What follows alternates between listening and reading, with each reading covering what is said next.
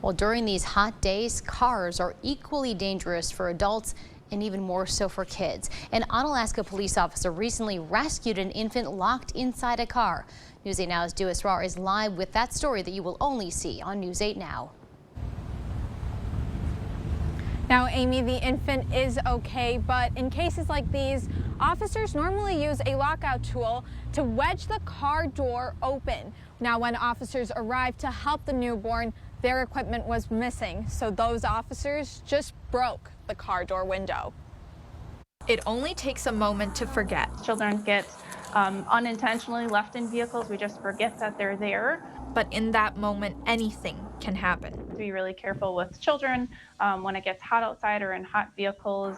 Early last week, the Onalaska Police Department received a call from a mother who accidentally locked her keys and her newborn infant in her car. Officers normally use a lockout tool to wedge open a car door. In that particular situation, that tool was not available. We're missing a piece that we need for our kids, so we may have to just break the window. Without it, these officers used a window punch tool to break the glass. 307, we're going to be trying to break the window here. The National Safety Council reports, on average, vehicle-related heat stroke causes 38 children under the age of 15 to die. Gunderson Health System injury prevention specialist Megan Anderson says a child's body can heat up 3 to 5 times faster than an adult. Organs can kind of slow down and stop to function, and that can cause death over time. Even at a temperature of only 70 degrees. A vehicle can heat up almost 20 degrees in 10 minutes.